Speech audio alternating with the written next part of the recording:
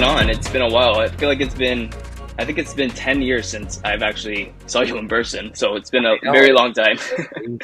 I know, it's so crazy. It's always so weird when you live in the same city, but you don't see people. Like, Nobody, we're in the same industry too, so it's so crazy. 100%. I have a friend that literally lived down the street, one of my old best friends, and I barely see her. So even then, it's like that too.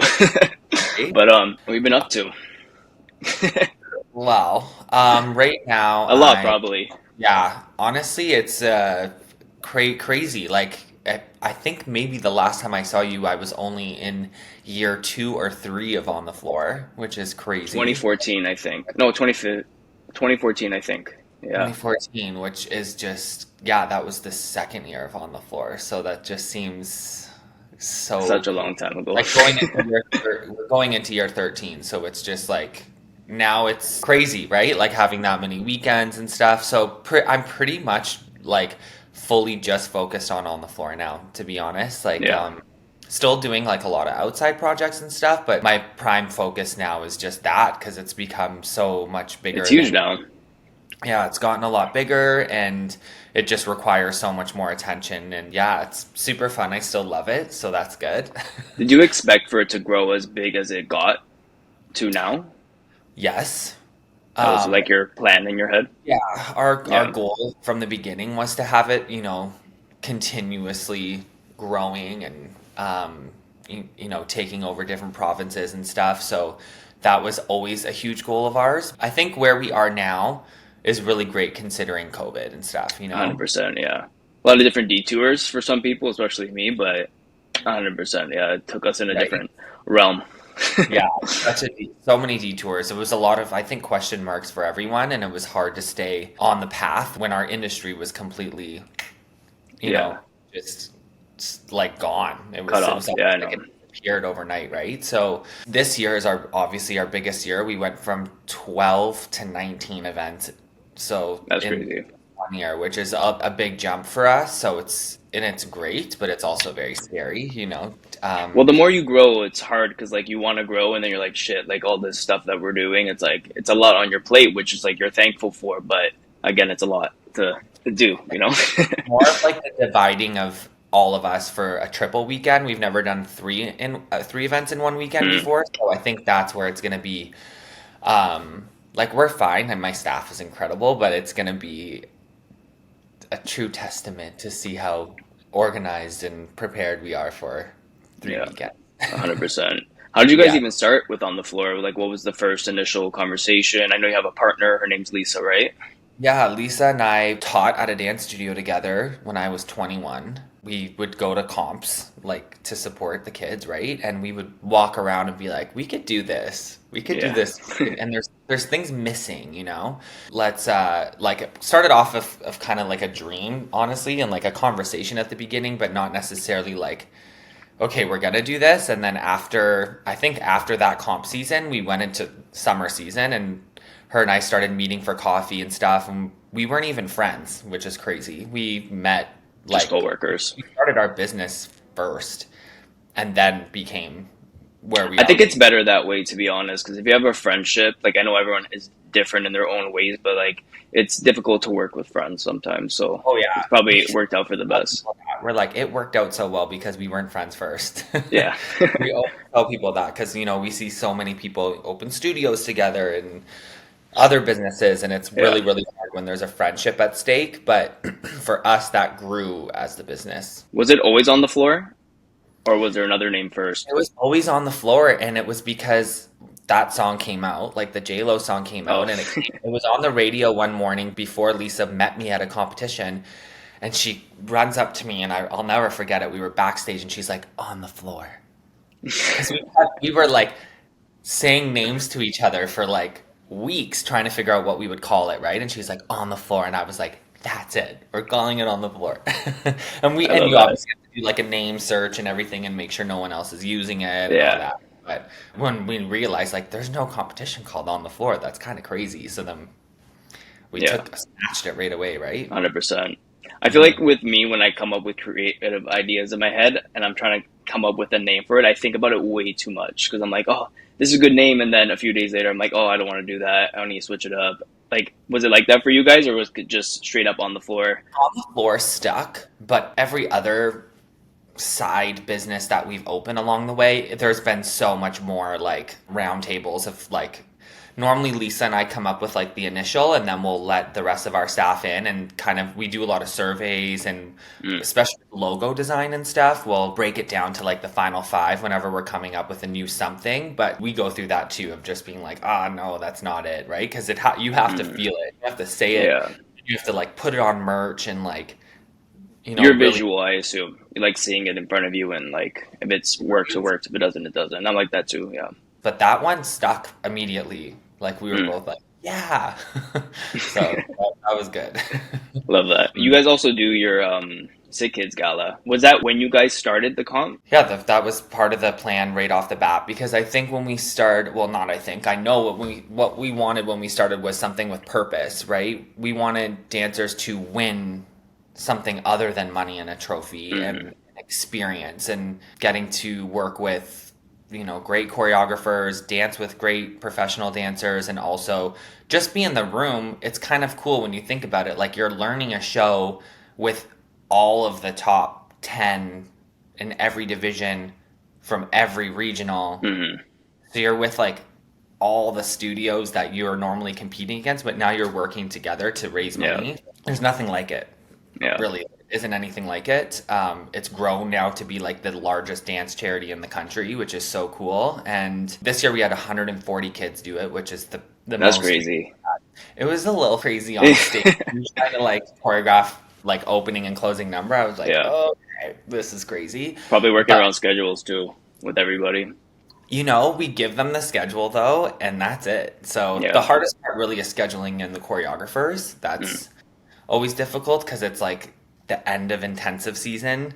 So that's like really the only part that we kind of have to abide by. But everyone else, Yeah. like it's kind of like if you can make it, you can make it kind of thing. And it's grown so much. It's such a fun process. But that was the biggest thing I think we said when we started it. We had, multiple kids that we had taught that had been in and out of the hospital. And we were like, how can we make a difference and also have something with like so much purpose, like just a purpose-led competition where the end goal is this. We ended off this every year with this gala, right? And the money Hmm. goes to the kids, and that was a huge part of the journey for us and like push for us to always like keep going, especially during COVID and stuff. It's like this is why we're doing this. This is why we're doing this, right? So How yeah, was that that was. for COVID? I heard that the competition owners were all trying to like get together and figure out what to do. So how was that for you guys? Because I know It was everyone's so different. That part of it was cool. I Yeah. actually loved getting to have conversations with all these people that we're normally competing against because we're in the same Hmm. industry.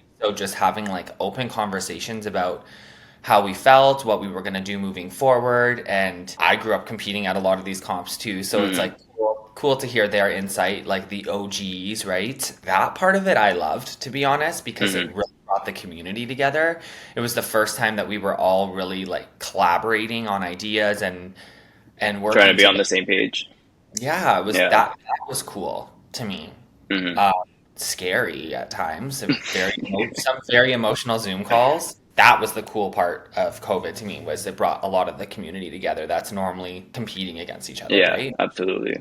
With going back to the gala, was that the first thing you wanted to do, and then it was, oh, we'll do a show, or was it, let's do a show at the end of the year, and then this fundraiser aspect came after? What was No, it that? was All completely tied integrated? together. Yeah, it was integrated right off the bat. It was let's do a show. Like, what could they win? And then we were like, oh, and all the money can go to this. Like, it Hmm. was kind of hand in hand perfect, right? Because we wanted that fundraising charity aspect of the competition. I didn't want to just be like, you got first place. Here's, $100 and your A trophy. plastic Bye. trophy. You know what I mean? I want it to be like, oh, like you're gonna want to win top 10 because you're gonna get to be in this show, which like is You create all your ecosystem, essentially. exactly, Yeah. exactly. And everyone donates their time to be there. All the choreographers, it's all like, it's just a great opportunity to give back, right? And it's Hmm. like, I think it's the perfect time in September before a new Hmm. season starts and ending off ours. So yeah, Starting school with the kids and everyone just like getting back in the grind. yeah. I mean, Yeah. that part I'm sure they don't really love because they're like, oh my God.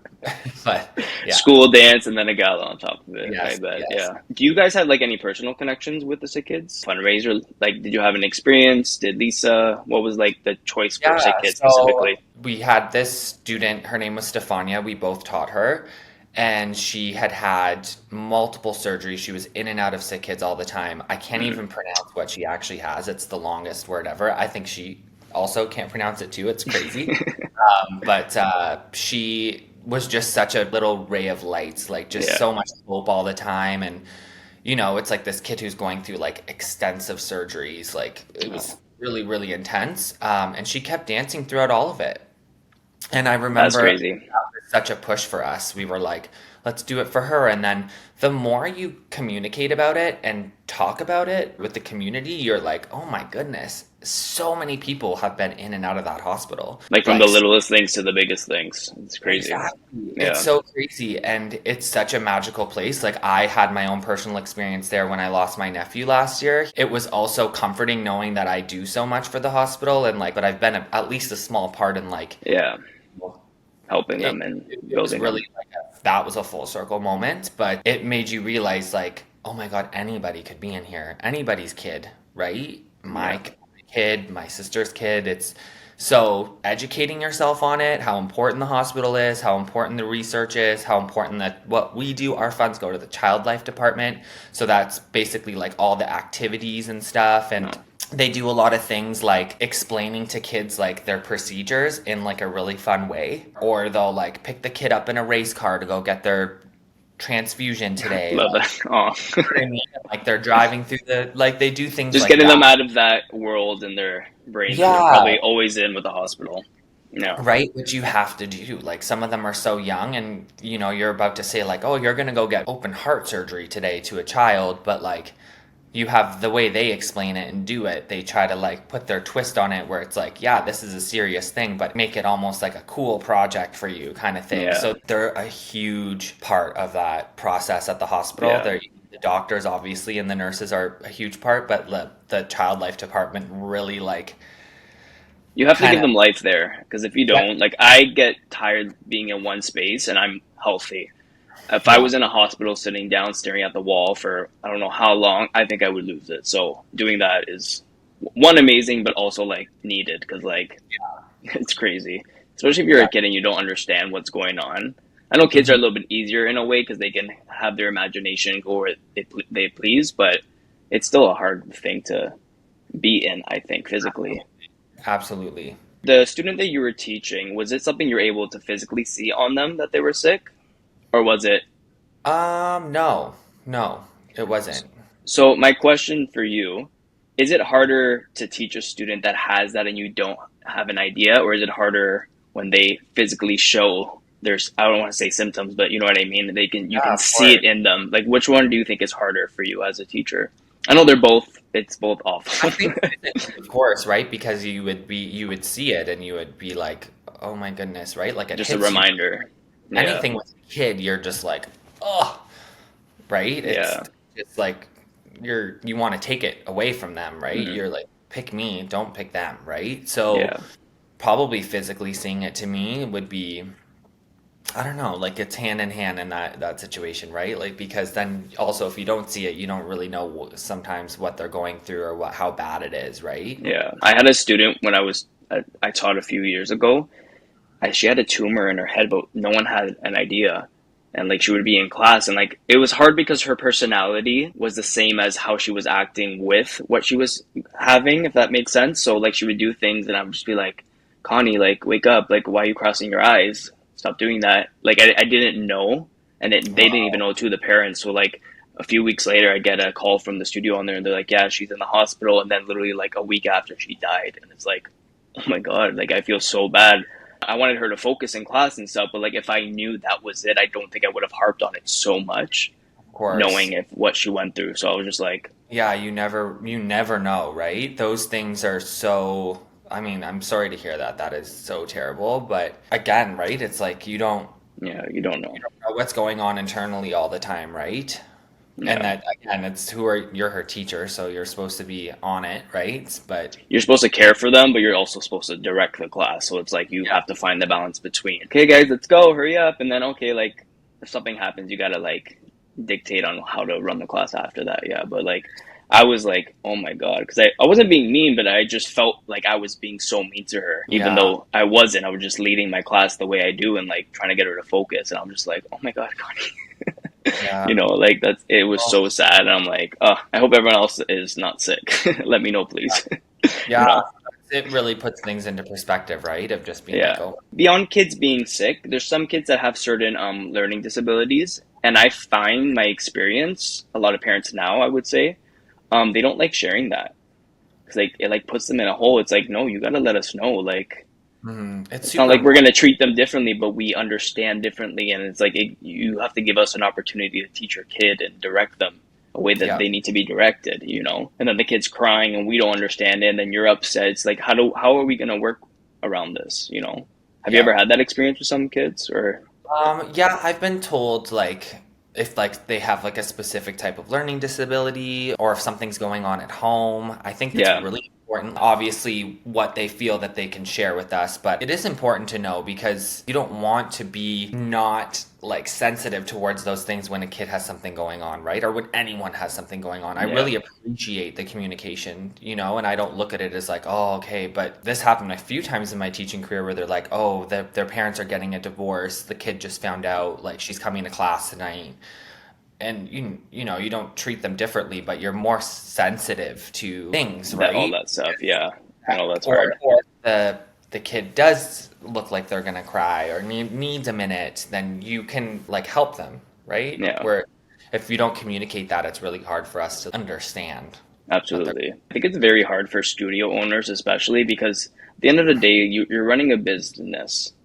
Hmm. So you're running a business and you're trying to make it so efficient. And then when you have all these different people and feelings and situations that everyone's going through, I think it's really hard for someone to run a business when you're Hmm. supposed to have a certain set of, I don't want to say values, but structure to your system that works. And then if someone's going through something, it's kind of like finding that balance between still structuring yourself, but also like catering to them in a way. Totally, But 100%. But I think it is getting better. I think there's more communication happening within like the walls of the studios, right? Like or we're understanding mostly. letting kids have more of a voice and saying when they don't feel like something's right or something, just like communicating things and being open to it and open for discussion and check-ins are so important. Checking in, how's everybody doing today? Hmm. Just like the littlest things and letting them feel like it's a safe place to communicate what they're going through. I think that's so important. I think if we always like suppress that, that's when like the behaviors get different in class. But I feel like if Hmm. it's really open, it allows them to feel the studio should be so safe. I know for me, it's where I expressed who I really was when I wasn't sure who I was. Hmm. The check-ins are important. I think like a lot of Hmm. teachers are doing that now, and because mental health is such a huge thing for dancers and Everybody, yeah, even everybody and teachers.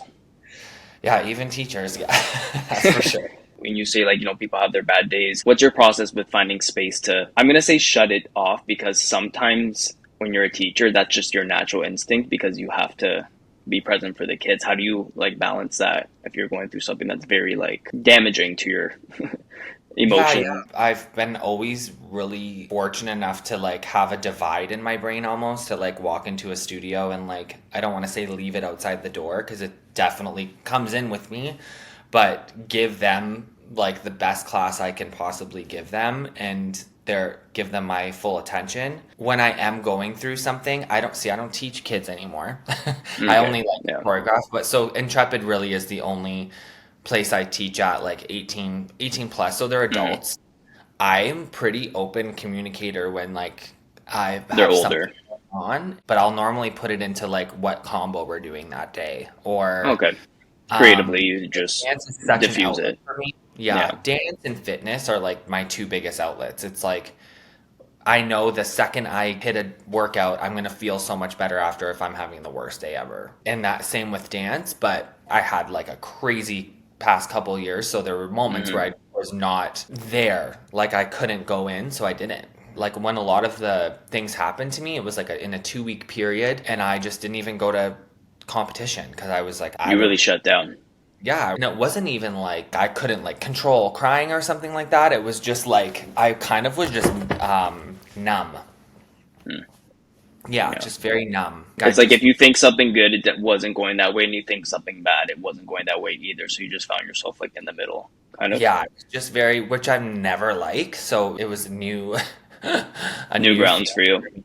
I've always been able to just like pick up and go and happy go lucky kind of human. I can really set my mood 99% of the time. Like I can really pick up and go kind of thing, even when things are Hmm. really bad. But that was a moment where I was like, oh my God, what's going on right now? Like Yeah. what is going on up in the universe, you know? So was it your relationship, or was there something else that was happening, or both? Yeah, so my it kind of all like bunched up. First was like I found out my mom had cancer, which was like Oh, my mom's like my best friend, so I mean like anyone, just completely devastated. And then right after that, I separated. 2 weeks after that, my nephew passed away. So it was like it just all was like this, and I kind of was just like, what is going on? My mom having cancer obviously sucked. Like getting separated, people get divorced every single minute of the day.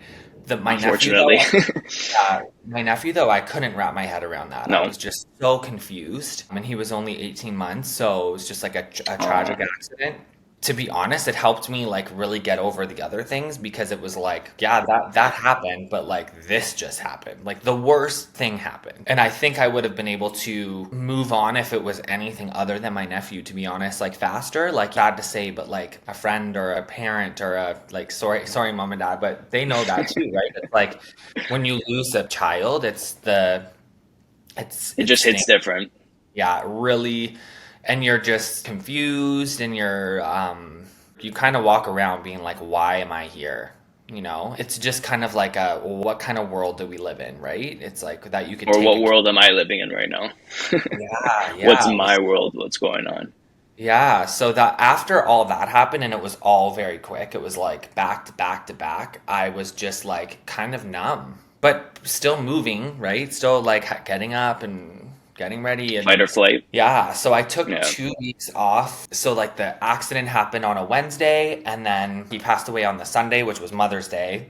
Mm. And then I went Oh back God. home with my sister and everyone. Yeah, it Wow. was so crazy. I went back home with my family, obviously, to be there, and then I left on the Saturday. I stayed 6 days, and I went to On the Floor. It was the last one of the season, Mm. and I just like no one knew I was coming, but I felt like I had to. There was part of me that was like, okay, I've been You're living gonna in either this sulk in world. this, or you're gonna go and just do it. Because either way, nothing's changing. Yeah, so Yeah. then I just went and everyone was like, "Oh my God." And a lot of crying, right? Like a lot honestly, a lot of the moms and studio owners like knew what happened, right? Because I did post about it and people were just like numb to me too, right? No. They were just like, Yeah. "Oh my God, like are you Was that a okay?" lot But for you?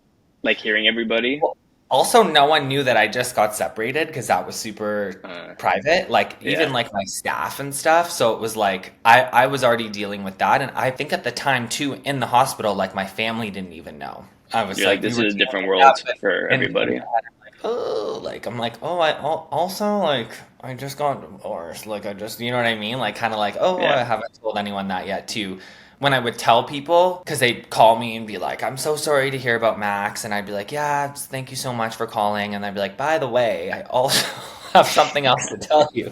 And they'd be like, what? And I'm like, yeah. And they're Yeah. like, oh, God. Yeah. So it was kind You're of like, like, life's oh, great. yeah, Life's great right now. Yeah. life's great. But then, yeah. And then the next week I went back to Intrepid. It was emotional. Like everyone was, we're like family, right? I'm with them every day pretty much, especially that year specifically. So the community like held me. Like I have never felt so supported in my life. Like my friends, my family, so many people that I hadn't talked to in so long reached out and it was so beautiful and Probably emotional too. Overwhelming. super emotional. Like I still go back and I'm like, if I go message someone and I haven't talked to them since like that happened, I've still never responded because I got probably like, I would say easily 1,000 people minimum reaching out to me like by email, text, and I couldn't reply to anyone. And I kept telling myself, I'm gonna find the time one day to like write back to every single person that took time. But then I was like, I can't like do that, and It's it just, emotional.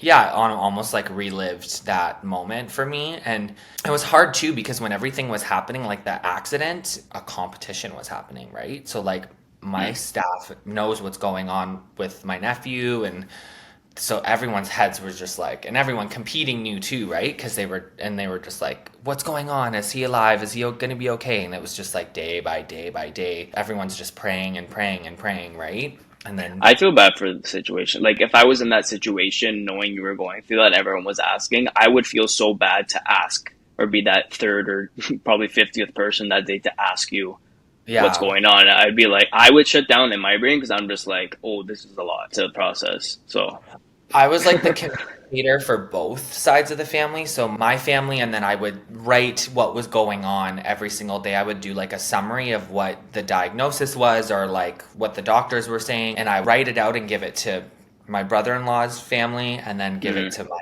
family. And then like people could share it how they wanted to share it. So that way people weren't messaging my sister and my brother-in-law at the time because that for them they were like focusing on their child, right? So once you go through something like that, it's kind of just like that Yeah, I sucks. could But get through this. I could get through that kind of. yeah, and I remember my aunt saying that to me on the phone too, because I would stay up really late with Max while they tried to get some sleep, and I'd be like, he'd be lying in the hospital bed, and I'd just be like holding his hand, like crying. And I remember my aunt called me one night, and she was like, Mitchell, you're gonna be able to get through anything after this. I didn't like that she said that, but You're then I was like, there's a lot of truth to that. like, It not right becomes now, but I get it.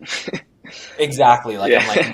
not the time, but like, whoa, it's true, right? It put a lot of things into perspective. How was that for you to like just naturally get into that position of just being the, I don't want to say leader, but being the guy that's like, okay, I'll let everybody know. Or in that Yeah. moment where you like, oh, no, I need to do this. I'm like a fire extinguisher, like especially when there's like conflict and stuff, like I'm very good at like jumping in, and I mean, I'm always that person to try and like save the day. That's just my in my nature, but you know, everyone was so gone. Like they couldn't wrap like their head around what was happening. My family Hmm. was in so much shock. So I just had to be kind of level-headed and do everything I could to support them, and someone had to take charge, right? Yeah.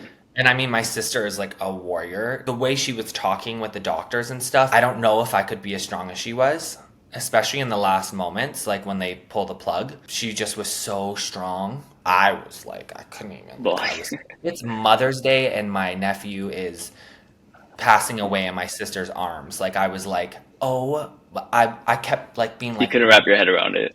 what is going on? And I couldn't stop crying. Yeah. And I'm not a crier, like at Oh, all. no? It like, oh no, like, but I was like hyperventilating. And when he passed away, my sister like touched my chest and looked at me, and I was like staring at the body, and my sister was like, that's just a shell. Max is gone, Mitch. Oh, God. And I was like, oh my God. Sorry, I Like, don't and mean to laugh from that, but like, fuck, yeah, that's yeah, crazy. no, I looked at her and was just like, oh my God, my sister is just like the most incredible human. And that's honestly made it worse sometimes. Like, I think a lot of my crying and like I'm having these like crazy breakdowns that came after all of this were because I kept being like, how did this happen to like my sister and her Mm. husband? Like, they couldn't hurt a fly. Like, they're just the nicest people you've ever met in your life. Like, there's no bad bones. They don't talk about anyone mean. Like, they're just incredible people. So Hmm. to me, it was just like, I know there's people in the world that are do really, really bad things, And they get and everything. they get everything. And then like these two, like, you know, they live in a small town, just like amazing, not trying to bug anyone, like Hmm. just Doing their own wonderful, thing. Yeah, wonderful people. And the worst thing ever happens to them, you know? So I know. that would start the tears for me a lot of the times because I would think about how hurt they were. Yeah, I lost my nephew, but you lost your kid, you know? It's like you put it into perspective. It's like, oh, it's, you know, it was, Yeah, yeah, it's a lot. crazy. Getting off that topic because we've Yeah, shared a lot. yeah, of course. Kind of going back to like the Sick Kids Gala. Besides like helping kids and stuff on a personal level, like what's the fulfillment you get out of doing what you do at your core, So in your spirit? You know? I love joy. I'm the person in the Disney movie where it's like something really great happens that makes me emotional, not someone dying, not something sad. To me, it's like when I see a kid enjoying an experience, like they can't not hold back a smile because they're just so genuinely happy, I'll die. Like I'll cry for 3 years. Like I can't even like to know that like I can do that with, even when a lot of the ambassadors and like the sick kids patients come to watch the show and their like eyes are lit up because they just think it's the most amazing thing and they're like laughing and crying and just like that is my fuel. Like seeing any spark of joy that I can bring to the community and especially like kids, like that's it for me. Yeah. I've always been like that with kids. And even when I used to teach kids a lot, like seeing those moments where they're like so genuinely excited, a kid getting their aerial for the first time, and it's like everyone's screaming, and it's like, oh my God, like, thank you. You just gave me 3 more years of my life. Like every Oh, single time so this cute. happens, I'm like, yeah, so that hands down has to be like the purpose and like the drive. Like obviously like raising money and making a difference, that's so important too, but there's something so fulfilling about just like knowing that I'm spreading Mm. joy and like it's infectious. Like all these kids, like 140 of them are all taking like they're donating their time too. So like that joy is being spread and then they're going to continue to go out there and hopefully do more and that like That's like pay your it top tier. That's like the top for Mitchell. hands down. Yeah. Yeah. Since you like being like that with kids and all that stuff, is that a reflection of your childhood growing up in dance, or is that something that you haven't received growing up? Good question. I was like a free spirit kind of kid in terms of like I didn't dance until high school. So, and I only Oh, really? competed grade 11 and 12. Yeah. Like you didn't dance at all? No. Oh, that's cool. Yeah. Super, super I thought I late. was late. I started dancing. I started like doing competitive dance. How old was I? Maybe like 10. Usually that's like late-ish. Yeah. People start when they're like 3 or out of the Oh, womb. But yeah. anyways, They're like, oh, kids starting dance next year. They're 1.5. I'm like, oh, yeah, they don't know how to walk. they don't know how to walk, but they can dance. Yeah. So high school, just like decided to join a dance program at school because I was like, I can get a credit and take a dance class. This is awesome. And then I got obsessed with it. And I was very competitive growing up in a sense that like I like to be really good at what I was doing and I was like Mm. really bad. So that forced me to accelerate in the dance world and I started becoming obsessed with it like anything, right? And I say this all the time, like if you want to be good at something you have to become obsessed with it. So I was obsessive with it and I just fell in love with it. But Like, was it I something had you a kind of lot. wanted, or you just always had it? You just wanted to share that moving forward. It's super hard to answer because I think I know it kids who could be complex because I know yeah, there's like different versions of everyone's relation yeah. to dance or experience. So whatever that would be for you. I think I had so much enjoyment doing extracurriculars when I was younger, like whether it was like school things or, like having an outlet almost. Mm. What did you But do besides dance? just like soccer and like Oh, skiing, okay. the normal things. It I might be. I I know it could be a hard question because you yeah, might have to. You probably haven't even thought about that. You know what I mean? I You loved fundraisers when I was younger. Like I was the kid okay? that was like always helping out at like the bake sales, anything like selling chocolate bars, like jump rope for heart, like anything like that was like purpose driven. Like I loved from a young age Mm. and loved being involved. Like I always had to be involved. And then like the competitive sense of me was like always trying to raise the most money and like things like that. Like I was always that kid.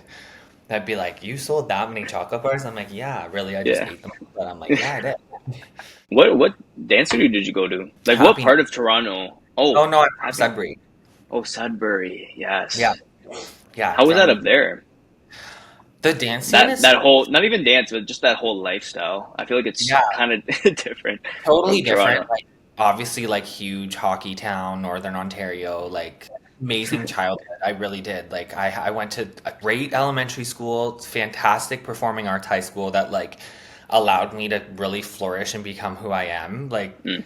if it wasn't for that high school, I wouldn't dance, right? And also like have big city training. Like the studio was great. Hmm. Lori really brought us to a lot of things, a lot of like conventions and Yeah. competitions. Like I did 2 nationals in grade 12 and things like that to push us and like just, yeah, I was freaking lucky. All these other small cities, like they don't necessarily have something like that. Even a Yeah. performing arts high school, right? And at the time, I'm not like 100% sure now, but like at the time, like the dancers in my class pushed me so hard at high school too. It was like, all the top In a dogs. competitive way, or just like they actually Oh like yeah, push you and like, both. It was oh, so good, all so of good. that. And that was good for me because I needed that push, right? And to Hmm. see anyone doing anything more than me, I was like, I'd look at it and go home and figure it out, you know? So when did you move from Sudbury to Toronto, or what? Like, what was that whole process? I was 18. Didn't go to university, or did you? I went to George Brown for dance for one Oh, okay. semester, and I left. I actually went with Melissa Mitro. So funny, her Oh and me. yeah. We both left together. We were like, see ya. It was a great program. I think school just wasn't for me. Me too. Yeah. I think, It's yeah, that's no. why I started Intrepid because I felt like there needed to be a bridge program for dancers in Toronto Hmm. because we don't really have anything like that. I went for a semester. The training was great, but I felt like I could do that on my own, which I did. And I also, got an agent right away and had to leave all the time for auditions. And especially at that time, the industry was really busy. There was Mm. a lot of auditions when I was like 18, 19. In So, Toronto, you're saying? oh yeah, it was poppin'. It's way more That's poppin' than it is now, that's for sure. that's Yeah. so sad.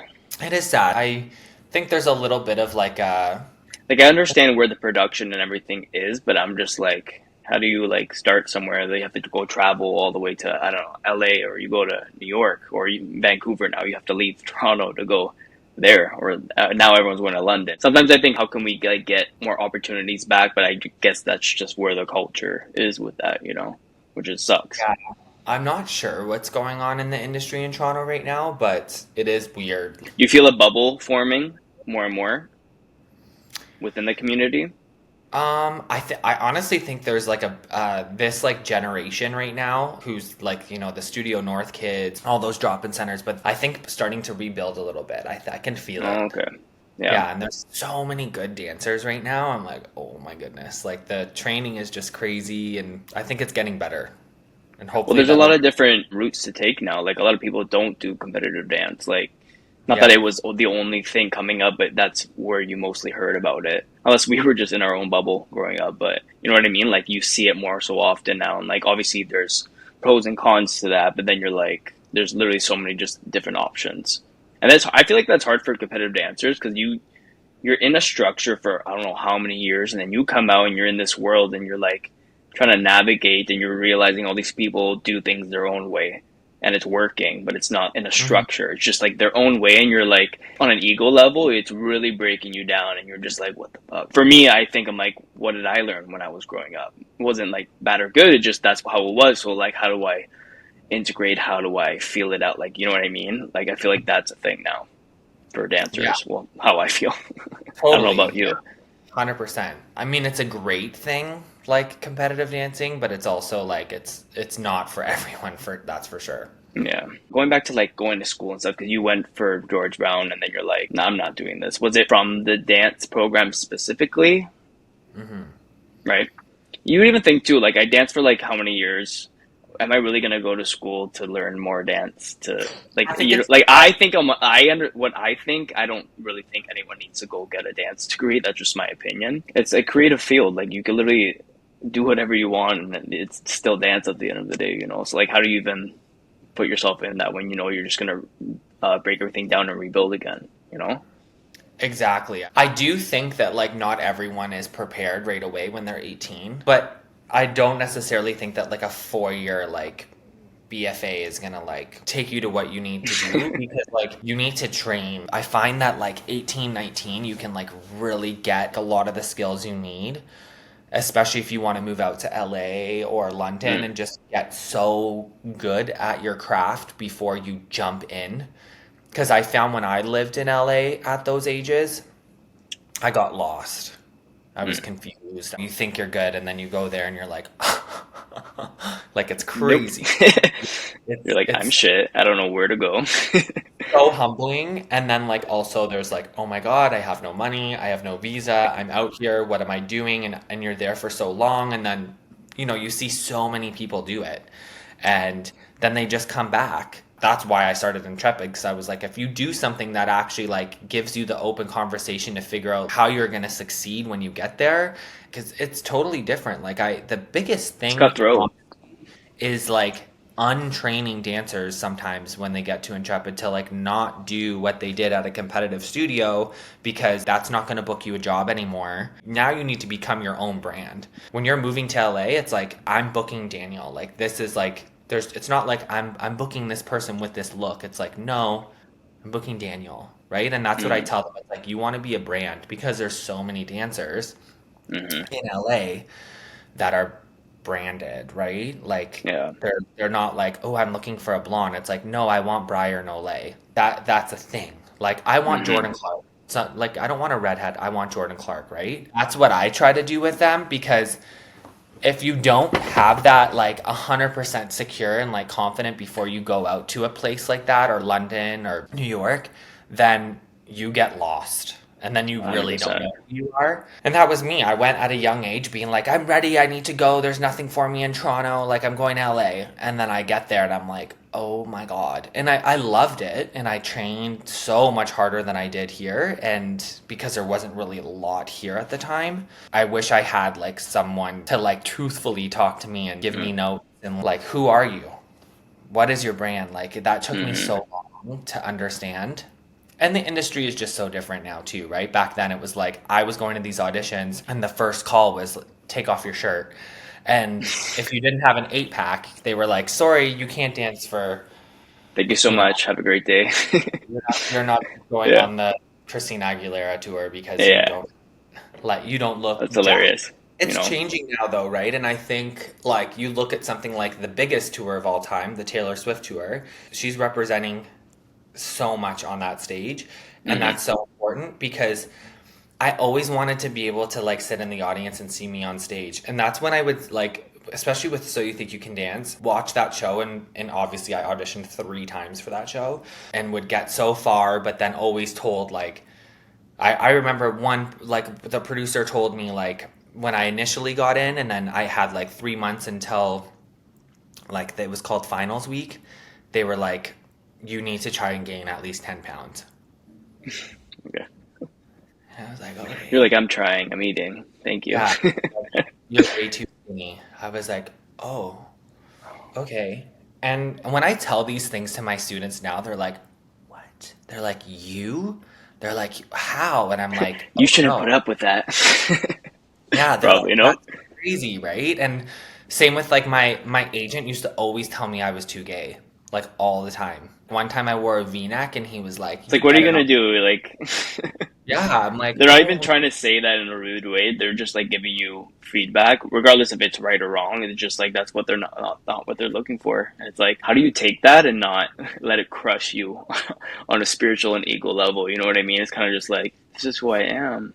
How do I? Well, and I remember this stuck with me hard. I still have the email thread. This is like probably like Or like, 13, 14 years old. I auditioned for Cats and I made it really far. And I thought for sure I was gonna get like Mr. Mistopheles because I was really good at turning, and like obviously hmm. like they wanted a technical dancer, and I didn't get it. And I emailed my agent and was like, can you ask them like for notes or like why I didn't get it? And they just wrote back like, he's way too gay. Oh my god. And I was like, what is like, and could you imagine now writing something like that? Like too feminine, too flamboyant, like something like that. And I was The like, company gets shut down. The company's yeah, never running oh again. yeah, that's Oh what I my mean. god. And I remember and then all my agent wrote, like forwarded me the email and wrote, go eat a burger, like time to beef up or something like that. I was like, oh my God, like crazy. Yeah, Sorry, I like, don't and mean I to laugh, still, but it's just like, yeah, I used to look at the thread sometimes and be like, what's going on, right? And but that was normal, and it was normal to say that to girls too, to be like, you need to lose weight, and it's just, yeah, crazy. I'm not gonna say I grew up on that. I was definitely the ending of that generation for sure. Because like when I started teaching, I wasn't like being mean. I was just teaching the way I was taught growing up. And I realized, especially teaching at different studios that weren't maybe at a level that was the same as the studio that I was at, I would be like getting in trouble by the owner because like, oh, you can't say that. And it wasn't like anything mean. I would assume not that mean. It's kind of just like get it together, like, you know, push. And then she'd be like, no, this kid's sad. The parent's going to make them quit. And then you're like, oh, it's a different world. How's that been for you? I'm like really conscious of what I say because I think I definitely was harder like 10, 12 years ago. Like I remember one time like a kid like fell out of a plank and I was like, don't be a baby, like stay in your plank. And they were like 12 or something. And they They started crying like a baby.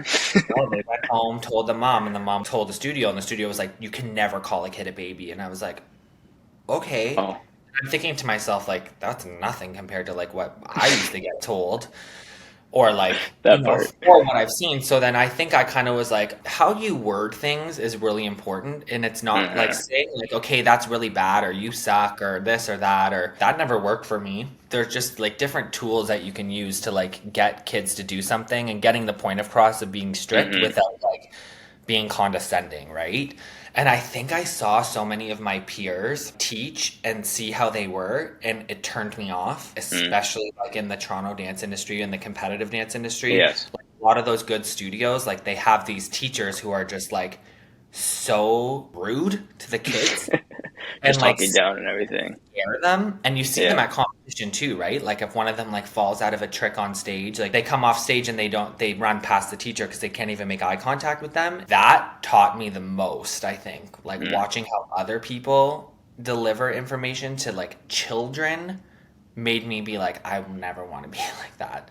So Yeah. I've been really conscious for a while. Like there definitely were moments in my like early 20s where I'm sure I said things when I was frustrated because I maybe didn't have like the strongest authority then or like presence that maybe kids walked all over me. But now like the delivery has to be so clean for me and mature too, especially with kids. Like Mm-hmm. yeah, you're a kid, but I speak very maturely to them. Like, Mm-hmm. okay, like that obviously wasn't the best time you've done it, but I think you can do it better. Let's can we give it another go? And Yeah. like how do you feel about that? And they're like, yeah. And then like just having that communication. When you pull yourself outside of the situation and like really look and observe the way some people talk to kids, it makes you reflect on like if you've ever been like that.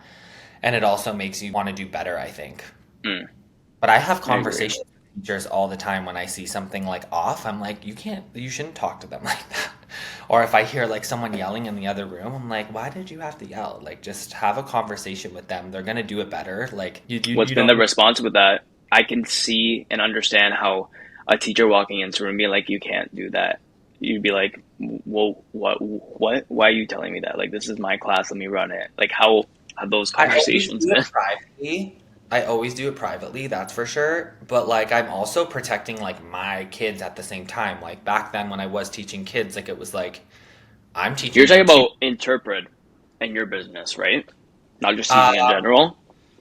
no, that we don't have any teachers like Oh, that. okay. Our teachers are like the ones that are teaching the ethics in this, right? And like Yeah. trying to give our students the voice. That's why it's important at Intrepid, right? Because they're going off to teach now. So the culture we create with them is the culture they're Yes. gonna have it when they go Mm-hmm. out into the dance world. So I'm talking like back in the day when I used to teach and I would hear something in the Okay. other room or like hear a colleague just like going at it or something, or I'd be like, yeah, you probably shouldn't talk to them like that. Or like we get in the car and drive home after, I'd be like, it makes me uncomfortable, then it makes the kids uncomfortable, right? So Yeah. just the delivery can just be so much better with that, I find. But the culture is getting better, I think, Mm. from what I see and from what I hear.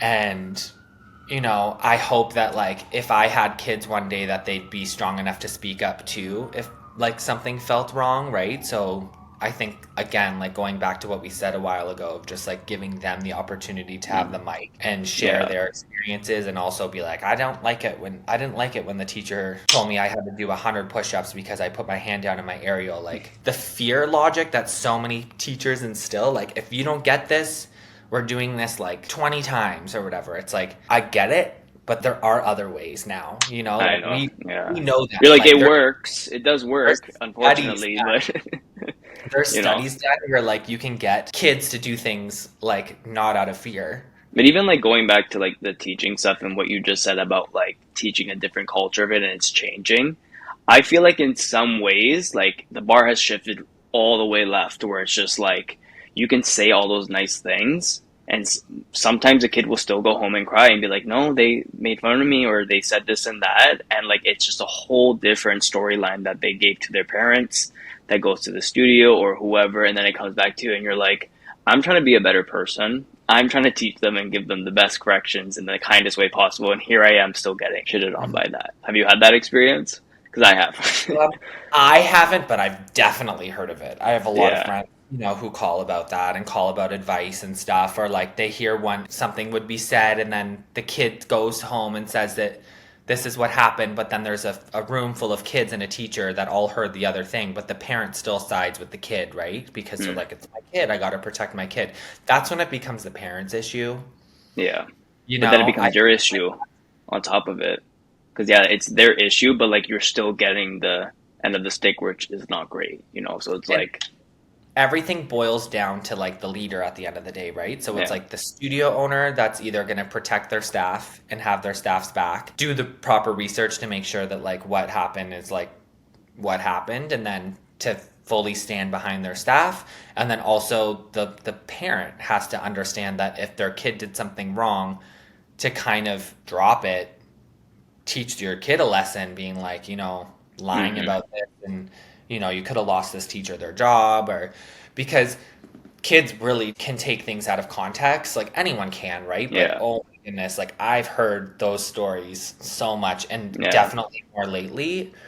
I do think there's, I don't want to say sensitive, but there is like that feeling of, Hypersensitivity for sure. but where does that stem from? Why does the kid feel the need to be like that? Like, what's like causing that for them Yeah. to even go home and say that, right? And then the parent to be put the blame on the teacher. It's like, well, the kid's probably like that because of the parent, so the parent's not taking. You know what I mean? There's so much I more know. backstory to Yeah. like all of those situations.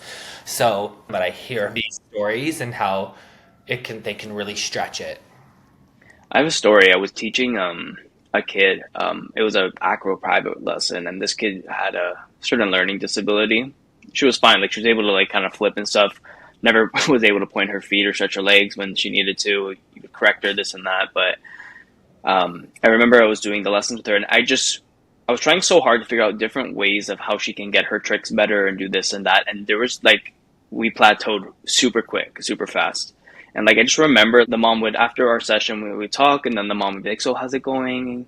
Like what's she getting? Blah blah blah." And I would spend some time explaining what she needs to do, and the mom wouldn't even look at me. She would look at her kid. She'd be like, "Okay, thank you," and then like she was not even there for the right reasons for her kid getting better, only just for her kid to do something. I Yeah. think as a teacher, especially when you're like what we just talked about culturally growing up, if you're trying to switch it up and you're actually trying to help the kid, here I am doing that. And the mom's not even making eye contact with me. There's no facilitating any growth for this child. And you're just Yeah. like, wow, I have five more scheduled sessions with her. And you're like, It's okay, daycare. same thing.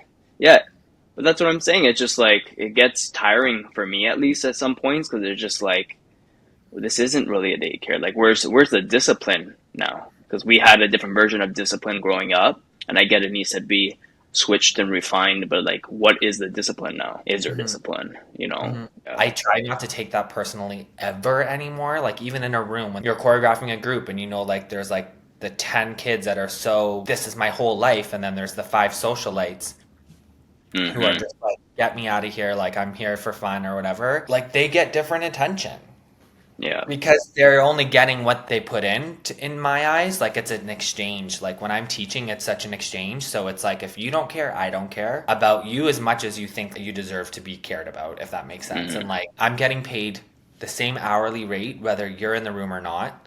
So you can try and I'll push you and I'll make you better, Mm-hmm. or you can just be like, I'm here because it's a social thing, or my parents are making me do it, or it's like daycare or whatever, right? So Yeah.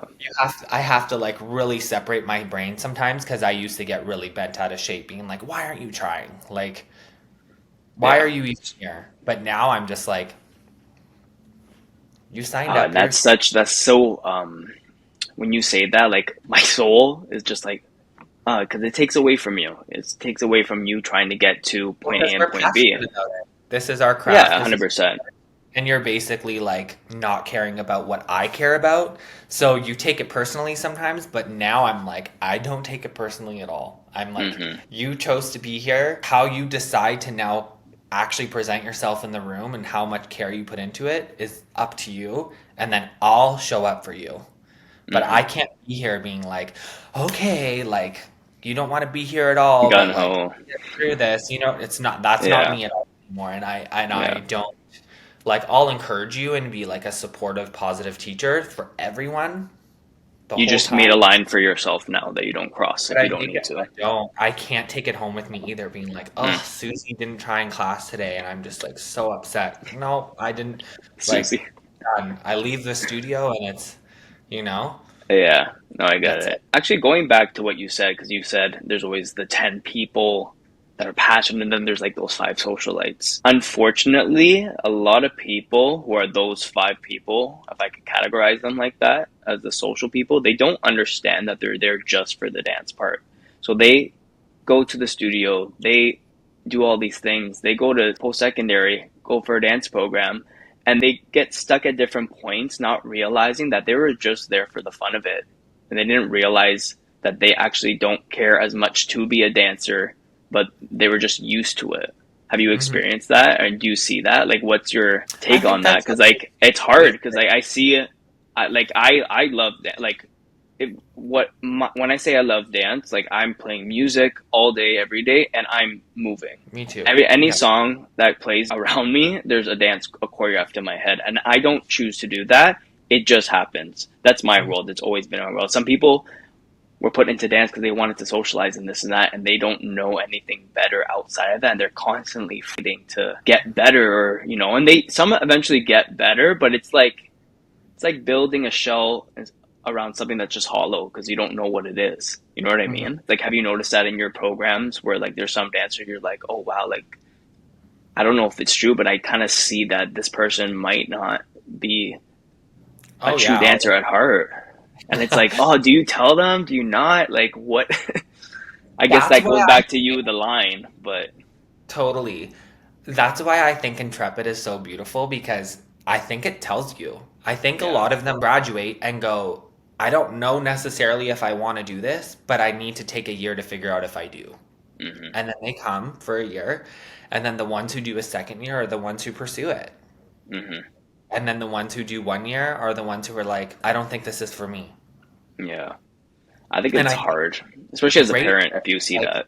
that's a huge thing for me is like to tell these parents like they don't need to go to school right away if they're not sure if they're on the fence then like let them do a program like this where it's 1 year they have no other distractions of high school Hmm. anymore focus just on dance see if this is really what they love to do in an environment where it's like everyone wants to do it and not like those socialites are not necessarily in the room anymore like now the ratio is so much higher of like people who want to do this, right? And like it kind of gives you a taste of what it would be like being in the industry, and then you can decide from there. And Hmm. I think that's so amazing because there's so many great dancers that go to school and stop dancing and regret it, right? Hmm. They're like, "Oh my God, like so many of my friends, right? They're like, "Oh my God, I can't believe you're still getting to do what you love to do." And like, Hmm. I'm a lawyer and I just like hate my job. Meanwhile, I'm like, I get to do pirouettes all day. Like, this is great to go with what you're saying, yes, like I totally see that, like, because it's who they are for so many years of their lives. There's like 15, some of these people dance for 15 years, right? Hmm.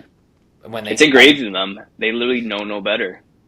You exactly. wake And they're up, like, you I go to love the this or dance. am I just good at this? And did I just do it, right? I think it's important to ask yourself that question when you're like about to go into the industry, like, to really find yourself and figure out if this is what you want to do because it's not easy. I think choreographer and dancer are two of the most competitive industries to be at Hmm. the top, right? Hmm.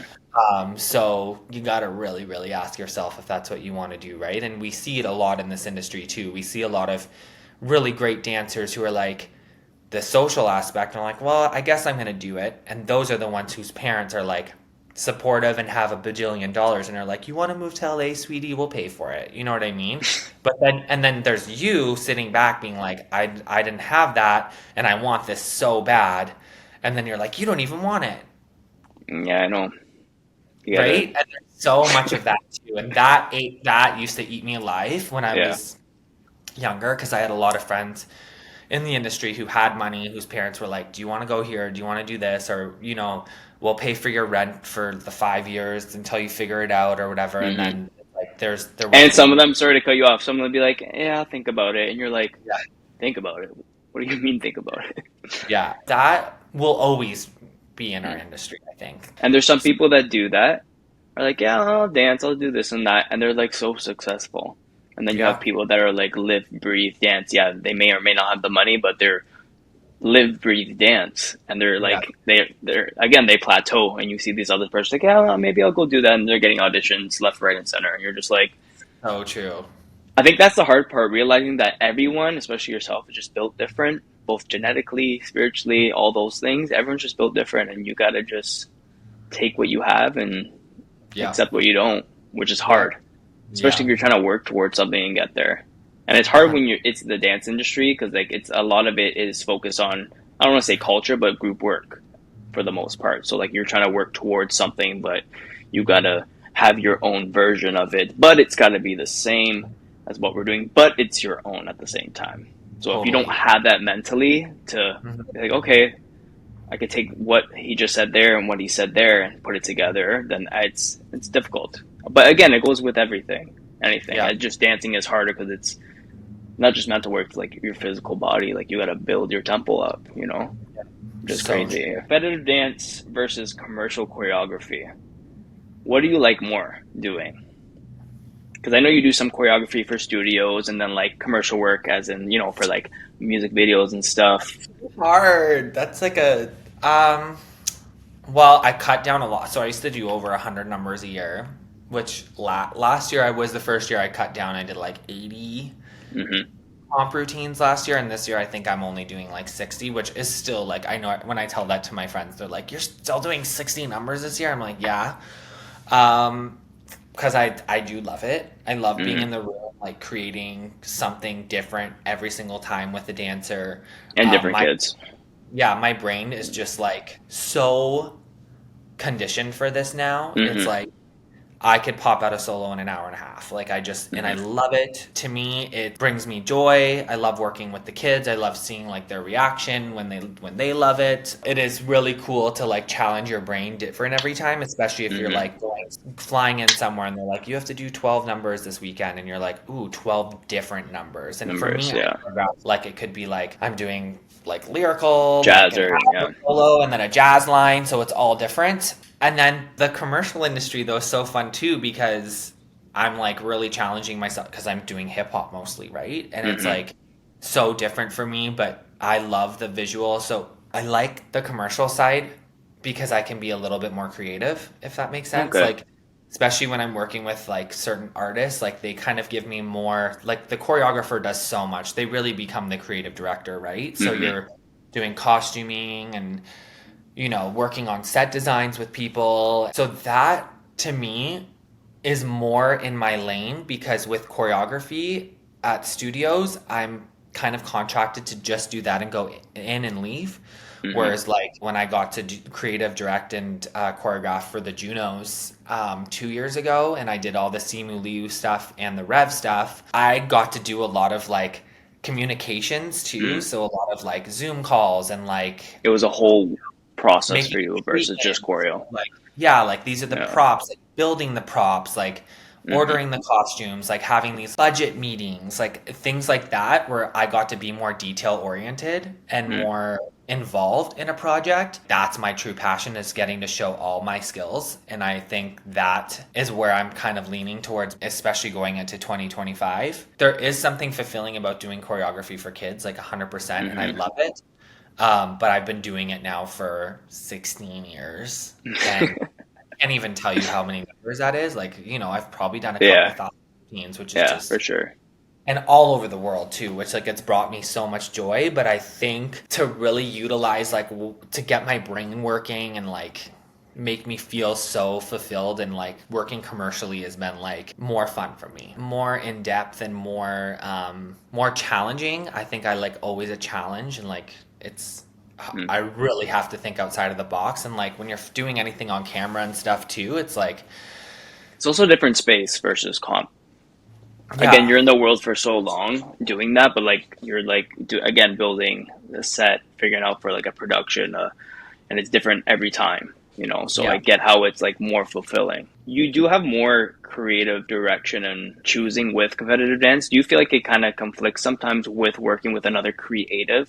Because yes, you're hired to work and you're hired to choose this and that, but at the end of the day, if the person you're working for doesn't like that, you have to switch it up. How has that been for you on a creative Like level? working with someone creatively, like on a like Creatively, but also calling the shots in that sense. Because you can call the shots being a choreographer in the stage and do all of that with the dance, competitive dance, and it's kind of just like, oh, this is what the choreographer did. This is what we're doing yeah, all year.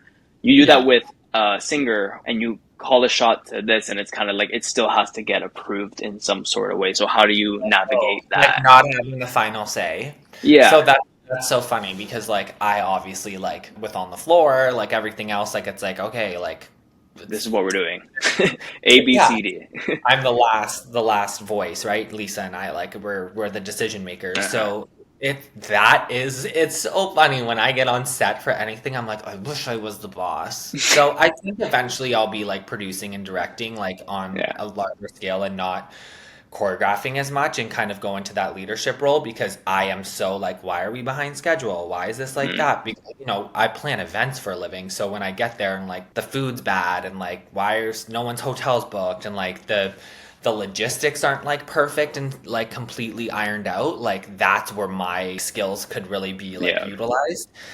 That's who But you are too at the end of the day, which is why you exactly. want to utilize, you Yeah, know. exactly. So, yes, like getting things approved and stuff, but honestly, almost every project I've worked on, specifically, like let's just say that Juno's with like all the props and me wanting to do all these things, they were just like everything would get approved and everything was like, this is amazing, this is great. So That's good. that's nice. But when with working with a label and stuff, it's really hard because it's all budget, right? So it's like you might have a vision of having 8 dancers for this one music video and they're like we have the budget for 2 and you're like oh right You're so like, that's not gonna work.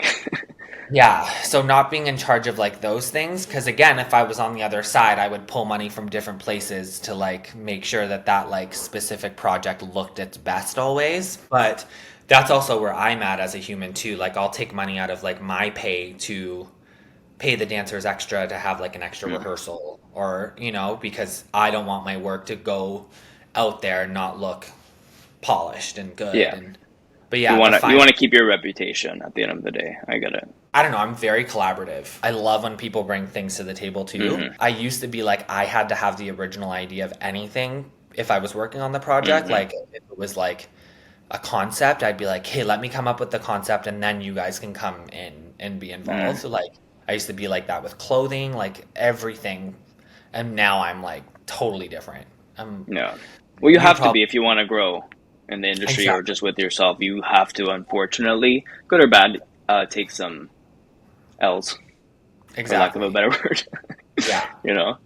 Mhm. Talking about what you were just said about like working on set and be like, eventually, I want to get to this point. For you, on a personal level, when do you find the right moments to say, okay, I'm choosing to make that next step in my career, in my projects? Like, when do you know as a person to make that next step? Honestly, I think the time is now.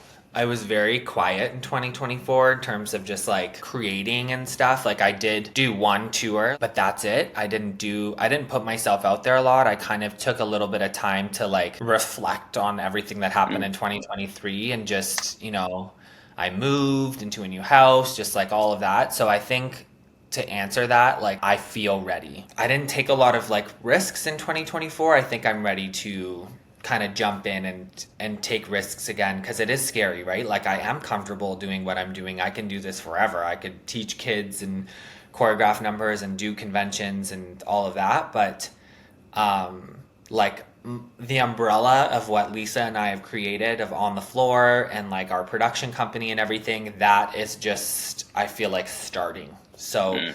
2025 hopefully will be the year of, Risk taking. risk taking, right? And like I love that. I love taking risks and I want to put myself out there. Like I don't even have a reel. Like I want to do Mm. like that just goes to show. It's like A how am filming reel, choreography reel, you're saying? nothing.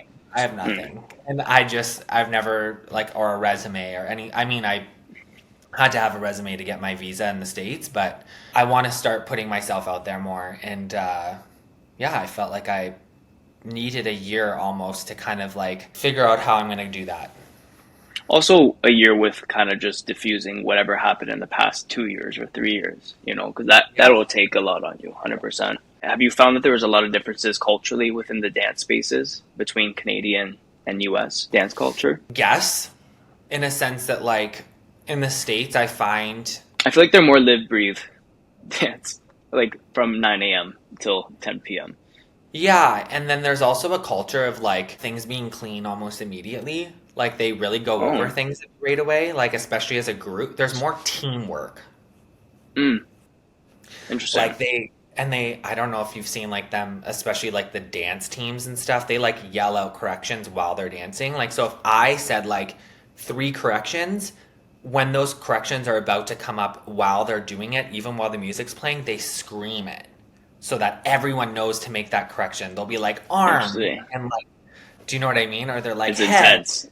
And I'm like, I love that. I'm Yeah. like, oh my God. Everyone does the correction because they're screaming it. And they walk it through once before they do it. And they're like head, boom, boom, boom, Uh, boom, boom, boom, arm. Like, and it's like, it's and you're watching collective. It's a collective of everyone so working on it collective. versus teacher. I haven't been able to instill that in Canada. Like, I like tell my students about it and they're like, okay. And like, We don't care. They don't they care. don't do it. Where I'm like, They oh don't my care. God, that's probably one of my favorite things. I guess that to me is like a big thing. It's so different because the dancers in Toronto are amazing. What we have in the GTA, there's some of the best studios in the world in the Mm, GTA, right? Like for which is competitive dancing, crazy. Yeah. unmatched.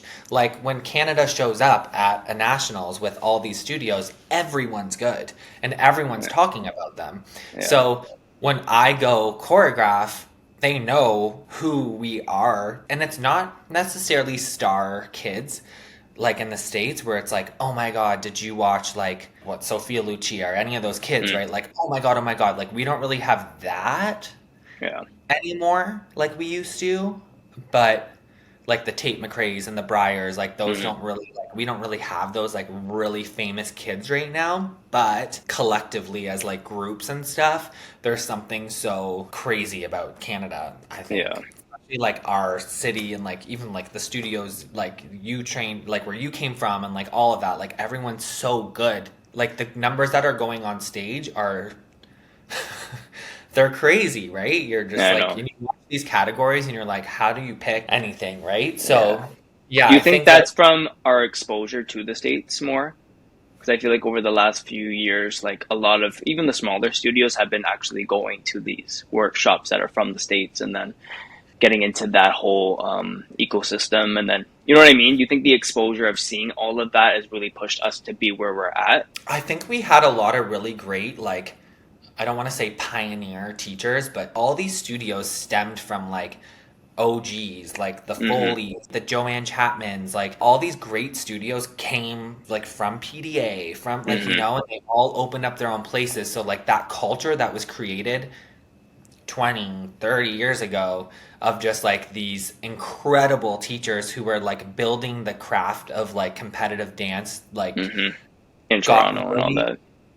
yeah, it became really like spread out throughout all these schools, I think. When you talk about it, they all had like similar mentors. They danced together, they competed against each other. So they created like this culture back then. And I think that they also are very competitive with each other. So they bring in like the best of the best to do these, like they have these incredible choreographers that they're Hmm. paying all this money to work with like children. Yeah. So the kids are getting like top-notch training because like of all of what they've learned, like these Hmm. teachers learned like 20, 30 years ago, and like they've evolved, and then they're getting these choreographers to come in and work with these kids who are trained so well. It's like Hmm. something happened back then to be where we are now. Because when you look at like all those like incredible studios, they all trained together. at some point. Kind of crazy. Like you like hear about their career and like where they were and where they trained. It's like there was like such a community of them Mm, back then, and then they just became these like incredible teachers and now 100%. studio Yeah. owners, right? Do you think that the good talent that we're seeing now is studios focusing on kids more and more instead of like when you get older we start actually throwing stuff at you? Because I feel like me growing up, a memory I have that just popped up in my head, we had this, like, we started doing lyrical and we were in like grade 7 or whatever. Now you do lyrical when you're 4, but anyways, Yeah. um we had this dance and it was clean to a T, and like we had to go run in the big studio with all the seniors, so they all sat at the front, we did our dance, and they're like, why are these kids so good, better than us, so clean? And then like we like laughed about it. Then when I was a senior, I was looking at the kids that were my age, and they're like even Yeah. they're doing crazier stuff, and I'm just like, that's crazy. Like even like tumbling, like the first thing that comes to my mind was like acro stuff, because like the stuff that I was doing at their age, I couldn't do. Not just me couldn't do it, but all of us couldn't do it. Do you think it's building the smaller generation versus what it's been like before? It really depends on the studio. Mm. Every studio has a different formula, and some of them like really get the kids, like know what you're talking about, right? Like, so there's so many specific studios where they like really get the younger ones so good, but then I sometimes see them fizzle out by the time they become an Yeah. inter-senior. Or there's the ones that like, give the kids like good training when they're younger, but don't make them necessarily stars until they're older. So I don't know. Like I think that culture has not changed at all. I Mm. think you still go into a studio where you're like, ooh, like you got to really start focusing on your little kids, or you go to a studio and you're like, ooh, you got to really start focusing on your older kids. It's kind of like, I don't know. I don't know if anyone's perfected that yet. I think it comes with social media, because all these kids have like Instagram and stuff, and it's not like they're going into the studio. Like they are going into the studio because they want to get their tricks and stuff, but they're going into the studio to get those tricks because they saw somebody else do it. Yeah. The only reason why I got into competitive dance is because my mom went to go sign up for 1 year. The year I did rec for 2 years, she went to go do it again, and the girl at the front was just like, "Why don't you just put him in full time? You get more classes for this amount monthly." My mom goes, "All right," and then here we are going to competitions, spending everything. But you know what I mean? Like it wasn't like that for us. We just did what we did, and we knew. But like the world is so big now, so like the options for kids, just like, oh, I want to do that. And they're actually just doing it at home now. Like, I don't know if you've seen, like, all these kids have, like, their own little studios. Like, Oh, not everybody, but, like, that's, like, isn't it I crazy? had my basement wasn't even finished. I had a cement floor that I would dance on if I wanted to dance, you know? Yeah. So it's crazy how, like, the kids are so involved, I would say, with themselves pursuing that versus, like, me just going in and just doing it because, like, I like it. And then, oh, I got this trick today, blah, blah, blah, you know? Yeah, I'm really grateful that I didn't have social media. Like, I didn't have it either, but towards more so the end of it, I was starting to get on social media and stuff, so I kind of had a taste in some yeah, ways. I felt, but like, I agree with you on that one. It's too much. I wouldn't be able to. I probably wouldn't have been dancing. I don't think. I would still dance, but like not in the way that I would before, because like I feel like I just would have been so overwhelmed. I don't know about you. I don't know what I would have been like. I either would have thrived or been like, I can't do this. Do you think you would have went to LA if you had that exposure, seeing it from just at home? Well, I that is what made me go to LA. Like the first time I went to LA, I went alone in grade 12 in March break. My parents let me go to LA. Like Oh I yeah. paid, saved up my money, and I went. And I took class for a whole week because I was like watching it on YouTube and being like Mm. obsessed with all these like incredible dancers and incredible teachers. So I was like, I'm going to Millennium and Yeah. Edge for I think I went for over a week, and I took like a million classes a day, like took the bus, like stayed in a really scary hotel, but like my parents let me like do that, which was kind of Yeah. crazy. And then I came home being like, that's what I want to do.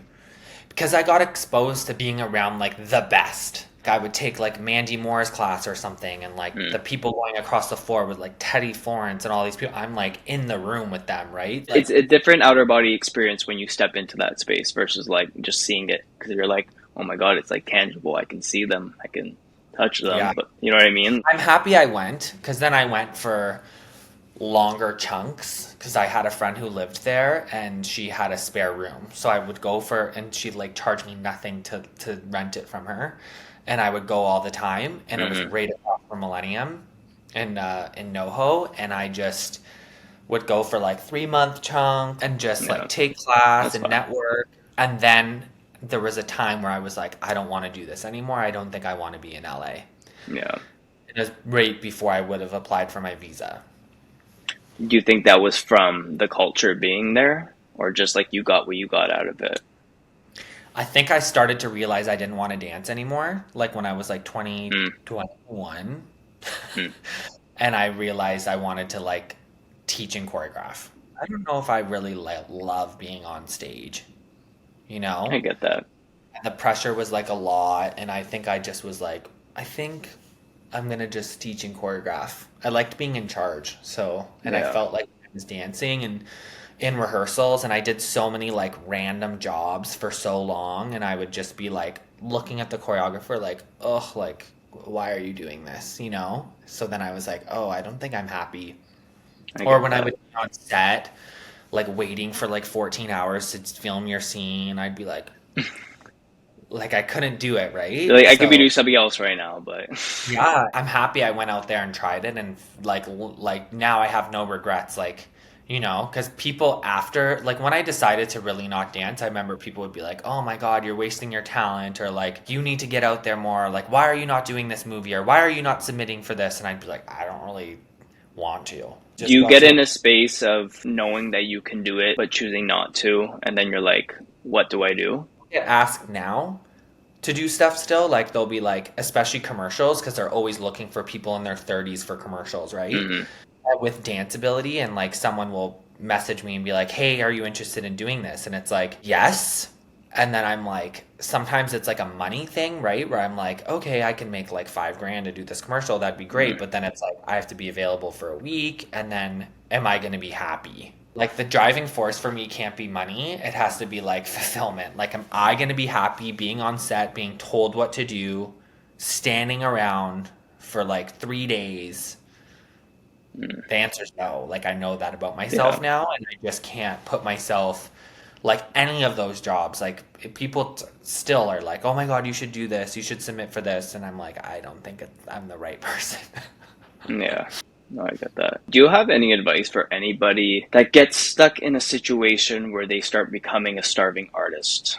Because I know you just said you're not motivated by money. Just sometimes when you have dance as your career, you have to have a balance of not for the money, but like I need to work. So like, do you have any advice with stuff like that? To give you context, like I was a starving artist for so long. I had so much debt too, like credit card debt, because everything was just expensive, and I really saw like going to go to LA and New York and doing all these things as like my education and my school fund. So I would charge Suck it it, up, or kind yeah. of.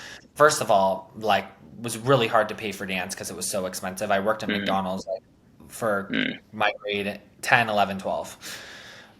Like for all that time, and like had so many side jobs to like pay for, you know, extra conventions. Like sometimes I would take like a Greyhound to Toronto to take like a Mm. convention, like, you know, like a 6 hour Yeah. bus ride because I was just so hungry for it. And then when I moved to Toronto, it was like I had no money. I worked retail Mm. like full time. Full time. I was a manager of a retail store in the Eaton Center for so long and still had no money. And then when we started on the floor, like still had no money, and then just like Mm. racked up more debt. So it was like I had, I would say from the time I moved to Toronto to the time I was probably 24. So I would say 6 years of like excruciating debt, very big dreams. Yeah. I Um, think that's the and hard part too.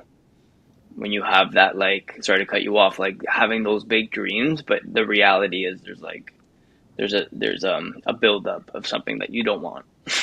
Oh You yeah, know. and just like not, there were months where like I couldn't pay my rent. I didn't like, I was the true person who lived paycheck to paycheck. Mm. Like I was so like even with food and everything, like I mean, I just would like get a $5 foot long at Subway and eat half of it for lunch and half of it for dinner because Mm. I was like, I can only spend $5 today. Like things like that. But like the hustle was there. Like I was like obviously managing this store during the day, and then at night I was teaching at a different studio every Mm. night. And then until I got my feet like really wet with teaching and choreography, I eventually like left the fashion world. Like I was working like with like head office at the time, like Mm. in that world, which I loved. Like I was working at Club Monaco and for French Connection actually, and I just loved working in that world too. Like that gave Mm. me so many skills, to be honest, like to be like the way I manage now. But in terms of the hustle, it was like I just remember like going to bed at night and I would be really stupid and like look at my bank account and be like, how am I ever gonna get out of this? And like Mm. I love this, but at what cost? That's Mm. when I started to explore like maybe I should get my real estate license. Or like Yeah. I'd be like, should I go back and manage this store? Like there were so many times that I was going to just like go get a job at Starbucks, even when I started on the floor. Like, Mm. and I was teaching and whatever. It's like, okay, I have like 6 hours this day and 6 hours that day that I can spare. I'm going to go get a part time job. Mm. Like, Tim Hortons. Like, I don't know because I was like, I have to get out of debt and I have to see the light, you Yeah. know? And then it just like started to get better, I guess. Like the work started to pay off. On the floor wasn't really like generating money for a long time because we kept putting everything back into it. Mm. So, but my personal career was doing great. Like, you know, do the math. You're choreographing 100 numbers a year. You're starting to be able to really live, right? But that starving artist thing, like, so when anyone says to me, like, I can't afford this or I can't do that, I'm like, don't say that to me. I'm like, I couldn't either. Like, It's very hard when you went through the experience and you're like, you can figure it out, especially the you know. intrepid ones where they're like adults and they're like, I can't do this. And like, I'm like, get a job at night or like on the weekends. And they're like, oh, no. Mm. I say right away, this is not the industry for you.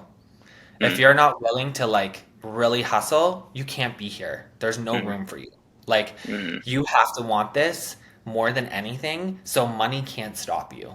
Mm. So if that's your deterrent for being like, oh, I can't do this because I can't afford it, that's your issue. You're putting that block up.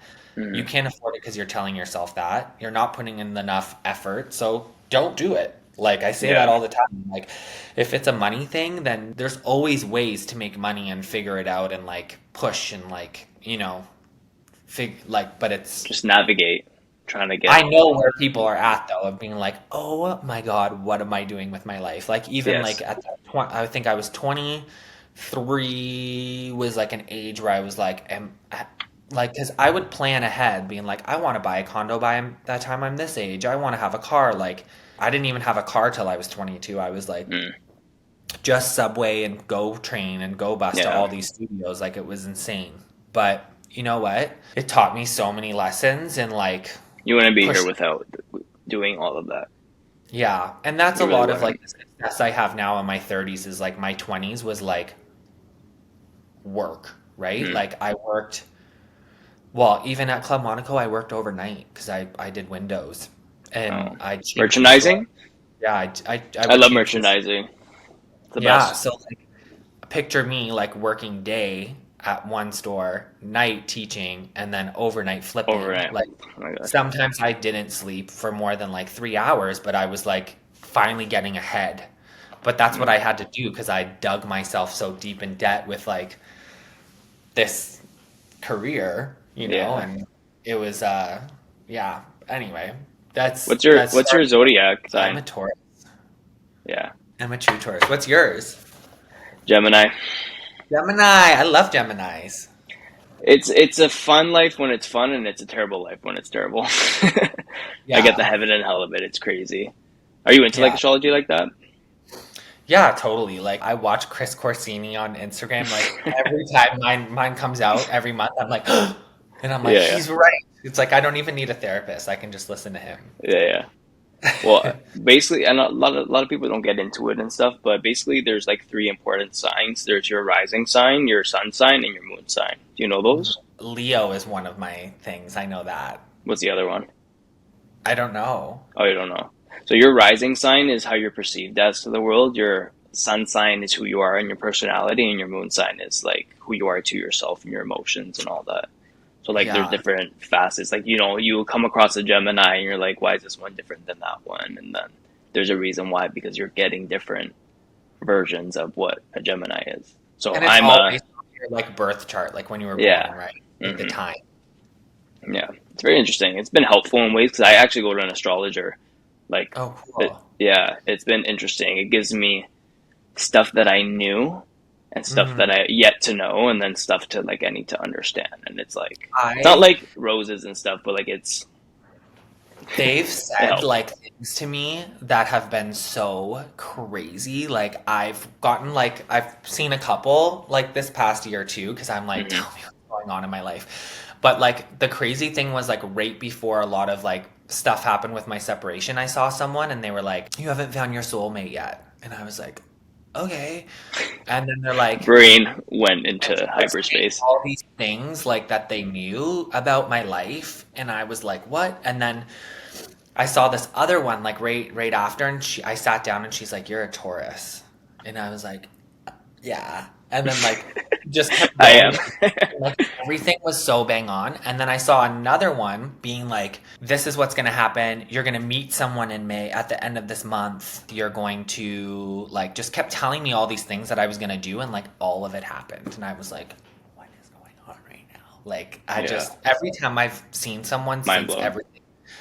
And my sister is really into all of it, like especially hmm since losing her son. She's like she went on this like retreat in Italy and like did this whole thing and like all like it's like very Ayahuasca. Have you heard very of that? spiritual. No, not ayahuasca. Not but I actually my cousin did that actually and I have a few friends who have done it. But no, my sister did something more like spiritual and like but Oh, like okay. she's so into astrology and like getting her cards read and there's been so many really crazy things that have happened that between both of us that are connected since Mm. the passing of Max and it's just crazy. Like my sister will say something and I'll be like, that happened today. Like, what? Mm. And I'll tell her, like, oh, I had a dream last night and I saw this person. And she's like, this person. And it'll be like the card. And I'm like, what? Like, it's crazy. There's been so many like linked things that have happened that we're like, we've opened up our minds to so much more since Yeah. it. Yeah, it's been like a It's crazy. really, It's just crazy. I think that's, for lack of a better word, it's just crazy sometimes when you have that experience and you're just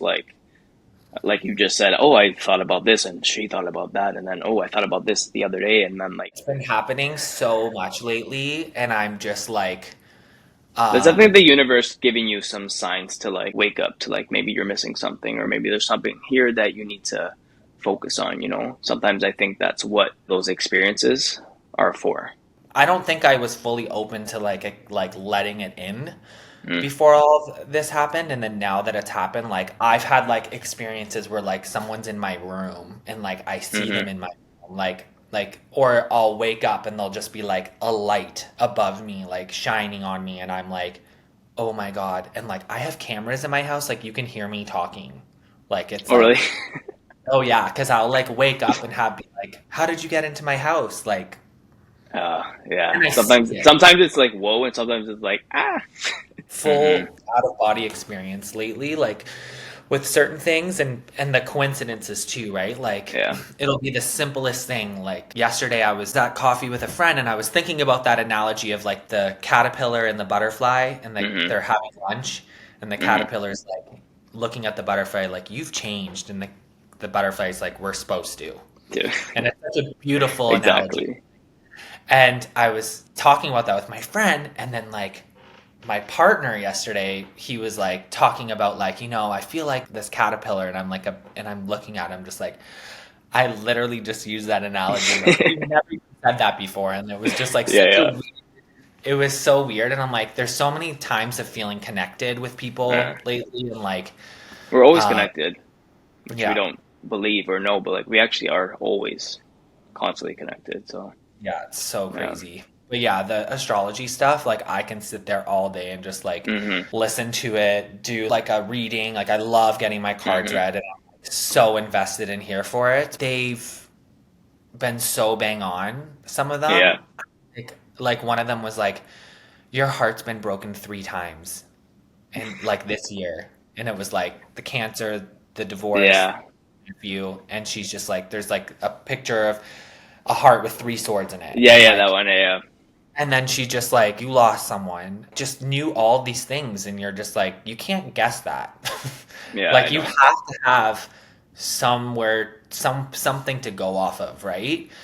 And I just think like when they're good at it and it's like truthful and like you're super connected and open to it, like you can get so much out of it. I don't want to cut this conversation. It's been great, but we've been chatting for 2 hours now, so I do have to wrap it up. I didn't even notice that. That's You crazy. know what I love? It was funny when I wanted to do the podcast because I'm just like, I know I'll talk my head off for like hours. Like, it didn't even feel like it's been 2 hours, you know? But, Right? anyways, before you go, did you want to give us some of your handles with like on the floor and then yourself that we can include in the video that people can go to?